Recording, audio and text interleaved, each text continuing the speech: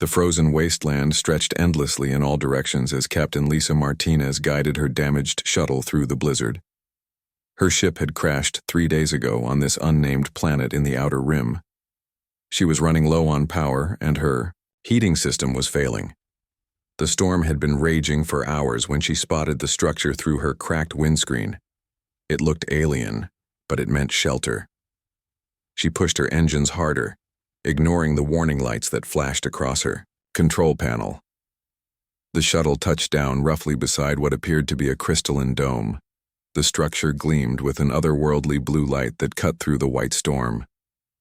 Lisa grabbed her emergency pack and stepped into the howling wind. The cold hit her like a physical blow even through her thermal suit. She stumbled toward the strange building, fighting against winds that threatened to knock her down. Her breath formed ice crystals that fell to the ground with tiny ringing sounds. A section of the dome suddenly slid open, revealing a tall figure silhouetted against the warm glow from within.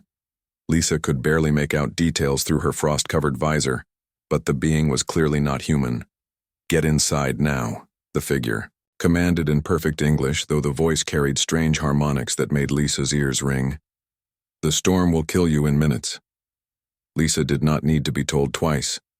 She rushed through the opening, which sealed itself behind her with a soft hiss. The warmth hit her immediately, and she pulled off her helmet, gasping. The alien woman standing before her was unlike anything Lisa had ever seen. She stood nearly 7 feet tall with pale blue skin that seemed to shimmer with its own inner light. Her hair was white as snow and flowed down to her waist like liquid moonlight. 4 arms extended from her torso, each ending in hands with long, delicate fingers. But it was her eyes that captured Lisa's attention. They were large and silver. With no visible pupils yet, Lisa could feel the intelligence behind them studying her with careful precision. "You are human," the alien said. Matter-of-factly, "I am Zara of the Keltharian Empire, or I was before my exile."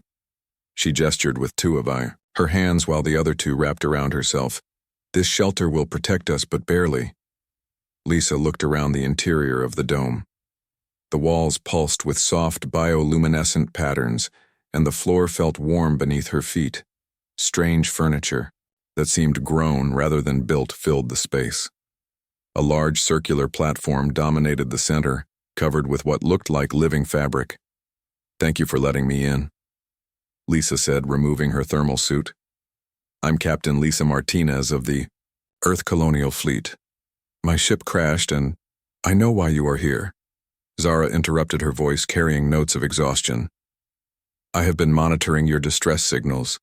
The storm has been building for days, and my power reserves are nearly depleted." As if to emphasize her point, the lights in the dome flickered and dimmed. The temperature began to drop noticeably. Lisa saw her breath start to fog again. "The heating system is failing." Zara continued, walking to what appeared to be a control panel that responded to her touch. "I have perhaps 6 hours of power remaining. The storm will last much longer." Lisa felt her heart sink. "Is there anything we can do?" Zara turned to face her, and Lisa saw something unexpected in those silver eyes: vulnerability. "There is one option, but you will not like it." "I'm listening. My people generate heat through physical contact." Zara explained, her 4 arms moving in what seemed like nervous gestures. "It is how we survived on our homeworld during the long winters, but it requires close proximity, skin-to-skin contact." Lisa felt her cheeks flush despite the growing cold. "You mean—" "Shut up, human, we are freezing," Zara snapped, but there was desperation in her voice, not anger. "Get in my bed now before we both die." The alien woman moved to the circular platform and touched its edge. The living fabric responded, spreading and reshaping itself into something that resembled a large nest, lined with soft material that glowed with gentle warmth.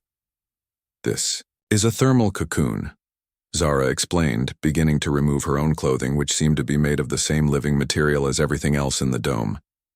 "It will amplify and contain our body heat, but only if we share it." Lisa hesitated for a moment, then began removing her clothes.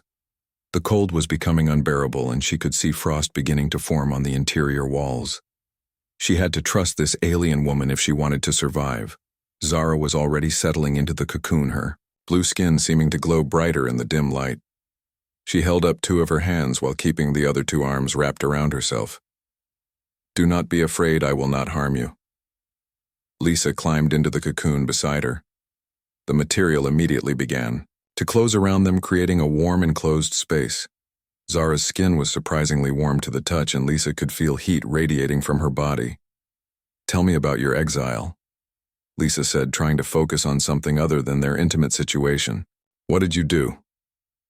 Zara was quiet for a moment, her breathing steady beside Lisa. "I refused to participate in the cleansing of your species." Lisa felt a chill that had nothing to do with the cold, outside cleansing. The Keltharian Empire decided that humans were a threat to galactic stability. Zara explained, her voice barely above a whisper. "Too aggressive, too unpredictable, too willing to fight for what you believe in. They planned to wipe out your colonies one by one. And you opposed them." "I studied your species for years," Zara said, and Lisa could feel her shifting position. "I found something the Empire refused to see. You are not monsters. You are survivors. You adapt and overcome obstacles that would destroy other species. You show compassion even to your enemies." Lisa thought about her own experiences in space, the battles she had fought and the friends she had lost. "We're not perfect." "No species is," Zara replied. "But you have something special, a fire inside that refuses to be extinguished. I could not stand by and watch it be snuffed out. So they exiled you. They stripped me of my rank, my family, my home." Zara's voice carried deep pain. "I was cast out to die on this frozen world, but I do not regret my choice." Lisa reached out in the darkness and found one of Zara's hands. "Thank you for saving my life, and thank you for trying to save my species." "The war is not over," Zara said, squeezing Lisa's hand gently. "The Empire will come for Earth eventually, but perhaps there is still time to prepare." Outside, the storm continued to rage, but inside their cocoon, Lisa felt safe and warm.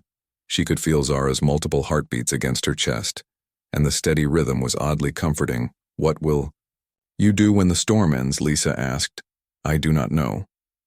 Zara admitted, "My ship is damaged beyond repair. I have been stranded here for months, surviving on emergency rations and hope. Come with me." Lisa said the words, surprising even herself. "My shuttle has enough fuel to reach the nearest human outpost. You could warn them about the Empire's plans." Zara was quiet for a long time. "You would trust me. You saved my life and you sacrificed everything to protect my people." Lisa said, "I'd be honored to have you as an ally. The Empire will consider you a traitor for helping me." Lisa smiled in the darkness. "Let them try, the human spirit doesn't break easily." She felt Zara's body shake and realized the alien woman was laughing. "Perhaps that is why they fear you so much." The storm raged for another day and night, but their cocoon kept them warm and safe. They talked about their worlds, their dreams, and their fears. Lisa learned that Zara had been a military strategist, one of the Empire's finest minds. Now she was willing to use that knowledge to help humanity survive.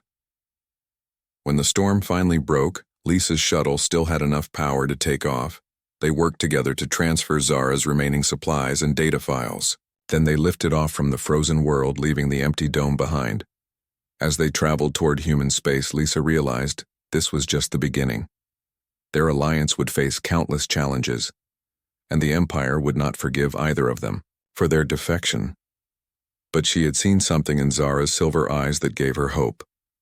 The alien woman who had demanded she get in her bed to survive the cold had become something more than just a temporary ally. She had become a friend, and perhaps humanity's greatest asset in the war to come. The stars stretched endlessly before them, full of danger and possibility. Lisa set course for Earth, knowing that everything was about to change. The Keltharian Empire thought they knew humans, but they had never faced the determination of two women who refused to give up.